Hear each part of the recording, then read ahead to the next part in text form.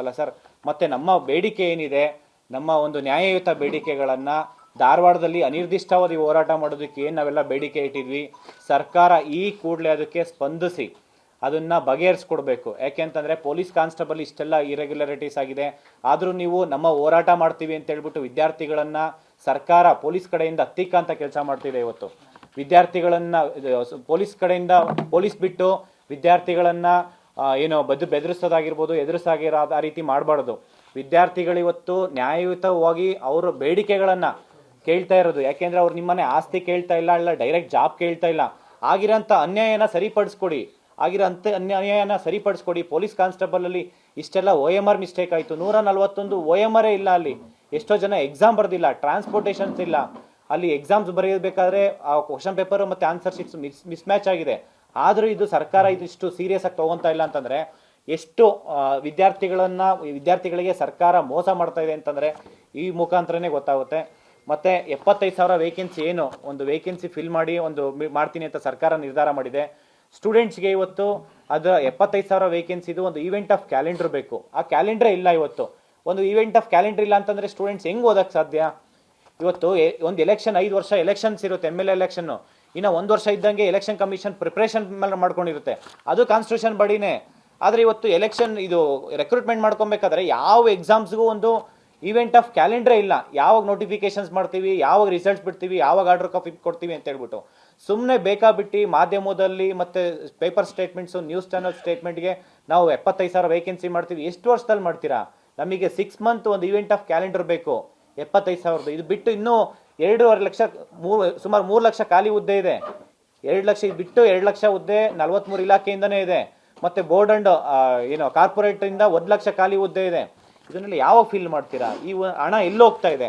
ಬರೀ ಇದಿಷ್ಟೇ ಅಲ್ಲ ಸರ್, ಸುಮಾರು forest department, fire man, line man ಇಷ್ಟು ಹುದ್ದೆಗಳನ್ನ ಪರ್ಸೆಂಟೇಜ್ ಕೈ ಬಿಟ್ಟು 10th ಮತ್ತೆ PUC ಪರ್ಸೆಂಟೇಜ್ ಕೈ ಬಿಟ್ಟು ಇದನ್ನ ಎಕ್ಸಾಮ್ಸ್ ಥ್ರೂ ರೆಕ್ರೂಟ್ಮೆಂಟ್ ಮಾಡ್ಕೊಬೇಕು.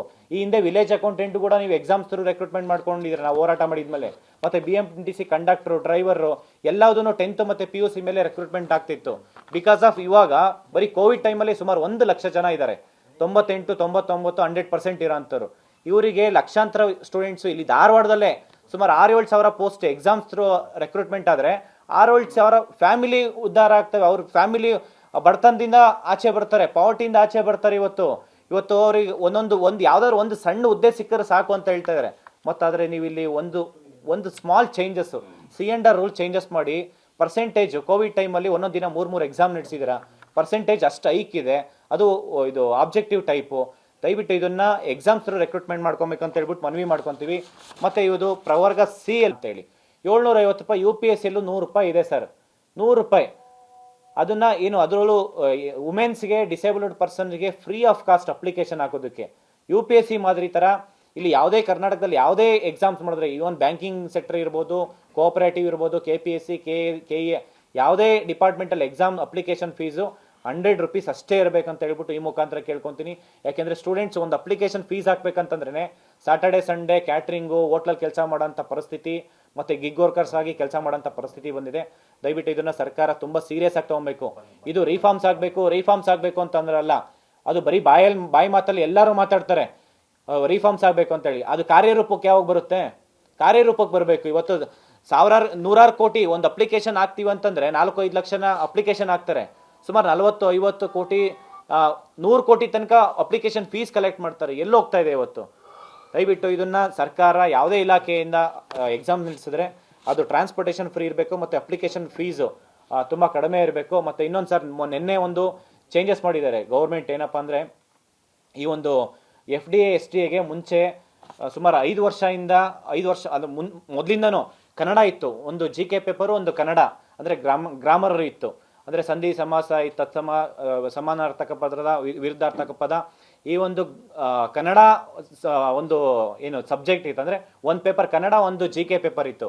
ಅದೇ ರೀತಿ ಇವಾಗ FDA STಗೆ ಅದನ್ನೇ ಇಂಪ್ಲಿಮೆಂಟ್ ಮಾಡಬೇಕು ಅಂತ ಹೇಳ್ಬಿಟ್ಟು ತುಂಬ ಜನ ಕೇಳ್ತಾ ಇದ್ದಾರೆ. ಮತ್ತು ಈ ಒಂದು ಟೆಕ್ನಿಕಲ್ ಪೋಸ್ಟ್ ಯಾವುದಿದೆ ಗ್ರೂಪ್ ಸಿ ಸಿಲೆಬಸ್ಸು ಒಂದು GK ಮತ್ತು ಒಂದು ಕಮ್ಯುನಿಕೇಷನ್ ಪೇಪರ್ ಇತ್ತು. ಆ ಕಮ್ಯುನಿಕೇಷನ್ ಪೇಪರ್ ಅದನ್ನು ಕಂಟಿನ್ಯೂ ಮಾಡಿ ಅಂತ ತುಂಬ ಜನ ಕೇಳ್ತಾ ಇದ್ದಾರೆ. ಇದನ್ನು ಸ್ಟೂಡೆಂಟ್ಸ್ ಏನು ಕೇಳ್ತಾ ಇದ್ದಾರೆ ಆ ನ್ಯಾಯಯುತವಾಗಿ ಅದನ್ನು ಸರ್ಕಾರ ಸ್ಪಂದಿಸಬೇಕು. 15 ದಿನ ಅಬ್ಜೆಕ್ಷನ್ಸ್ ಏನು ಕೊಟ್ಟಿದ್ದಾರೆ. ಸೊ ವಿತಿನ್ 3-4 ಡೇಸಲ್ಲಿ ಸರ್ಕಾರ ಸ್ಪಂದಿಸಿ ಮಾಡಿಲ್ಲ ಅಂತಂದರೆ, ಸಮಸ್ಯೆ ಬಗೆಹರಿಸಿಲ್ಲ ಅಂತಂದರೆ ಸರ್, ಮುಂದಿನ ವಾರದಿಂದ ಎಲ್ಲ ಸ್ಟೂಡೆಂಟ್ಸು ಅನಿರ್ದಿಷ್ಟಾವಧಿ ಹೋರಾಟ ಮಾಡಬೇಕಂತ ಹೇಳ್ಬಿಟ್ಟು ತುಂಬ ಜನ ಸ್ಟೂಡೆಂಟ್ಸ್ ಕೇಳ್ತಿದ್ದಾರೆ. ದಯವಿಟ್ಟು ಇದನ್ನು ಸರ್ಕಾರ ಈ ಕೂಡಲೇ ನಮ್ಮ ಬೇಡಿಕೆಗಳೇನಿದ್ದಾವೆ ಅಷ್ಟನ್ನ ಬಗೆಹರಿಸಬೇಕು. ಯಾಕೆಂದರೆ ಇದೇನು ಯಾವುದು ಮಾಡದೇ ಇರೋಂಥದ್ದಲ್ಲ, ಇದು ಯಾವುದು ರಾಕೆಟ್ ಸೈನ್ಸ್ ಅಲ್ಲ. ಇದು ತುಂಬ ಸರ್ಕಾರ ಮನ್ಸು ಮಾಡಿದ್ರೆ ಇದೆಲ್ಲ ಒಂದು ದಿನದಲ್ಲಿ ಮಾಡೋ ಅಂಥದ್ದು. ದಯವಿಟ್ಟು ಇದನ್ನು ಎಲ್ಲ ಮಾಧ್ಯಮದರು ನಾನು ಮನವಿ ಮಾಡ್ಕೊತೀನಿ. ಇದು ಸರ್ಕಾರದ ಹಂತದಲ್ಲಿ ಚರ್ಚೆ ಆಗಿ ಇದನ್ನು ಈ ಒಂದು 3-4 ಡೇಸಲ್ಲಿ ಈ ಸಮಸ್ಯೆ ಬಗೆಹರಿಸಬೇಕಂತ ಹೇಳ್ಬಿಟ್ಟು ಈ ಮುಖಾಂತರ.